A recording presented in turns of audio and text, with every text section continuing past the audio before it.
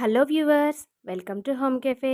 ఈరోజు వీడియోలో నేను మీకు చూపించబోతున్నాను నిల్వ టమాటా పచ్చడి. ఎండతో ఏమాత్రం పని లేకుండా, మనకి ఎండ అవసరమే లేకుండా ఇంట్లోనే చక్కగా ఒక అరగంటలో పెట్టేసుకునే విధంగా టమాటా పచ్చడిని ఏ విధంగా ప్రిపేర్ చేసుకోవాలో నేను మీకు చూపించబోతున్నాను. దానికోసం నేను ఒక హాఫ్ కేజీ వరకు టొమాటోస్ ఈ విధంగా ఉండేటట్టుగా చక్కగా నీట్గా కడిగేసుకొని ఏదైనా ఒక పొడి క్లాత్తో చక్కగా తుడిచేసుకొని ఈ విధంగా పక్కన పెట్టేసుకోవాలి. ఈ టమాటాలన్నీ కూడా మెత్తవి కాకుండా కొంచెం గట్టిగా ఉండేటట్టుగా తీసుకోండి. వీటన్నిటిని ఈ విధంగా ఒక టమాటాని ఒక 4 ముక్కలుగా వచ్చేలాగా పెద్ద పెద్ద పీసెస్ ఈ విధంగా చేసుకోవాలి. నెక్స్ట్ హాఫ్ కేజీ టొమాటోస్కి నేను ఒక 50 గ్రాముల వరకు చింతపండు తీసుకుంటున్నాను. ఇదైతే సరిపోతుంది. దీన్ని చక్కగా గింజలు కానీ పీచు కానీ ఏమీ లేకుండా చక్కగా తీసేసుకొని క్లీన్ చేసుకొని పెట్టేసుకోవాలి. నెక్స్ట్ స్టవ్ వెలిగించుకొని ఒక కడాయి పెట్టేసుకొని అందులో 1 టీ స్పూన్ వరకు ఆవాలు, 1 టీ స్పూన్ వరకు మెంతులు వేసుకొని ఈ విధంగా డ్రై రోస్ట్ చేసేసుకోవాలి. ఫ్లేమ్ అనేది లోలో పెట్టేసుకొని ఈ విధంగా కొంచెం ఎర్రగా వేగే వరకు ఉంచుకొని పక్కకు తీసేసుకొని పెట్టేసుకోండి. సో పక్కన పెట్టేసుకున్న తర్వాత ఇది పూర్తిగా చల్లారిన తర్వాత మాత్రమే మనం మిక్సీ చేసేసుకొని పౌడర్ చేసుకొని పక్కన పెట్టేసుకోవాలి. అదే కడాయిలో మనం ఇందాక కట్ చేసి పెట్టుకున్న టొమాటోస్ని అదేవిధంగా క్లీన్ చేసి పెట్టుకున్న చింతపండు ఏదైతే ఉంటుందో దాన్ని కూడా వేసేసుకోవాలి. ఈ విధంగా 2 ఒకేసారి వేసేసుకొని దీన్ని ఏమీ కదిలించుకోకుండా ఒక 5 మినిట్స్ వరకు మూత పెట్టేసుకొని దాన్ని అలానే వదిలేసేయండి. ఎందుకంటే దాంట్లో ఉండే వాటర్ ఫామ్ అనేదంతా కూడా వచ్చేస్తుంది కాబట్టి టమాటాస్లో నుంచి ఒక 5 మినిట్స్ తర్వాత మూత ఓపెన్ చేసి చూడండి. ఏ విధంగా మనం ఈ విధంగా టమాటాస్లో నుంచి వచ్చిన వాటర్తో స్మాష్ చేసేసుకొని ఏదైనా ఒక గెంట తీసేసుకొని ఈ విధంగా చింతపండు టమాటాస్ మొత్తం గుజ్జులాగా అయిపోయేలాగా ఈ విధంగా పెట్టేసుకోవాలి. దీన్ని లో టు మీడియం ఫ్లేమ్లో ఉంచి మాత్రమే చేసేసుకోండి, లేకపోతే అడుగంటిపోయి మాడిపోతుంది. కాబట్టి నేను వీడియోలో చూపిస్తున్నట్లు ఈ విధంగా వాటర్ ఫార్మేషన్ మొత్తం అయిపోయి చక్కగా గుజ్జులాగా రెడీ అయిపోయింది కదా. సో ఈ టైంలో మనం స్టవ్ని ఆఫ్ చేసేసుకొని చక్కగా ఫ్లేమ్ మొత్తం ఆఫ్ అయిపోయిన తర్వాత ఇది పూర్తిగా చల్లారి పెట్టుకోవాలి. ఇది చల్లారిపోయిన తర్వాత మాత్రమే మనం మిక్సీ జార్ తీసుకొని మిక్సీలో వేసుకోవాల్సి ఉంటుంది. కాబట్టి వీటిని పక్కన పెట్టేసుకుంటున్నాను. ఈ వేడికి ఇంకా కొంచెం హీట్ ఉంది కాబట్టి చల్లారిపోయిన తర్వాత చూడండి, ఒక మిక్సీ జార్ తీసుకొని ఈ విధంగా మిక్సీ జార్లో చల్లగా అయిపోయిన తర్వాత వేసేసుకున్నాను.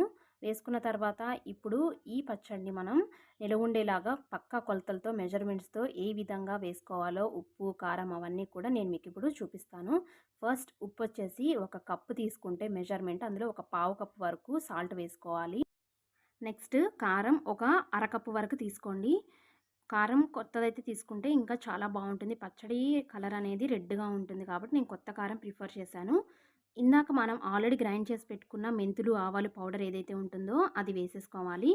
నెక్స్ట్ ఒక 20 నుంచి ఒక 25 వరకు మనం తొక్క తీసుకొని పెట్టేసుకున్న చిన్నుల్లిపాయలు లేదా వెల్లుల్లిపాయలు ఈ విధంగా వేసేసుకోవాలి.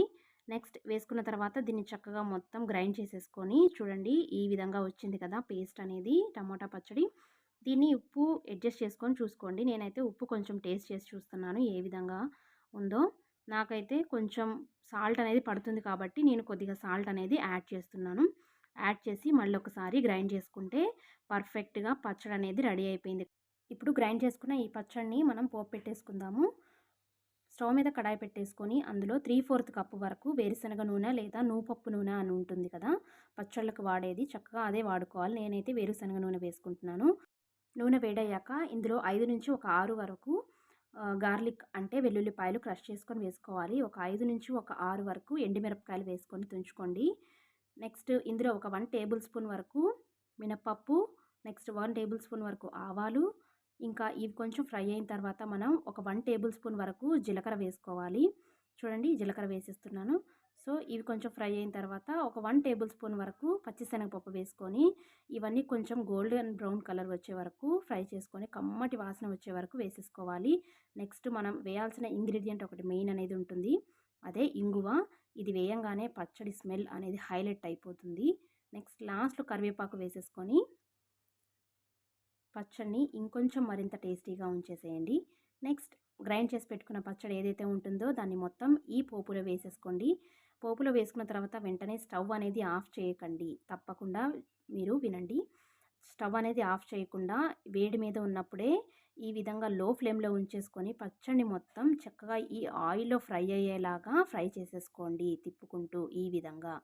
ఎందుకంటే ఫస్ట్ మనం పచ్చడి వేసినప్పుడు ఆయిల్ అనేది పైకి తేలుతూ ఉంటుంది కదా! తర్వాత మనం ఫ్రై చేసేటప్పుడు అది ఆయిల్ అనేది అబ్జర్వ్ చేసేసుకొని, తర్వాత ఫ్రై అయిన తర్వాత చక్కగా ఆయిల్ అనేది ఈ విధంగా అంచులకి గానీ, మధ్యలో గానీ ఈ విధంగా ఆయిల్ అనేది రిలీజ్ చేస్తూ ఉంటుంది ఫ్రై అయిపోయిన తర్వాత.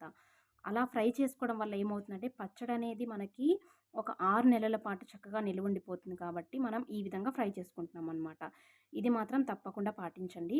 ఇది మొత్తం చల్లారిపోవాలి. చల్లారిపోయిన తర్వాత మాత్రమే మనం దేంట్లో అయితే సర్వ్ చేసేసుకుంటున్నామో ఏదైనా గాజు జాడీలో గానీ, మనం మీ ఇష్టం ఏదైనా తీసుకుంటే నేనైతే ఒక గాజు జాడీలో తీసేసుకుంటున్నాను. ఒక బౌల్‌లో తీసుకొని చూడండి ఎంత పర్ఫెక్ట్‌గా, ఎంత టేస్టీగా ఉండి చూస్తుంటేనే నాకనైతే నోరూరిపోతుంది. నేనైతే ఆగలేకపోతున్నాను.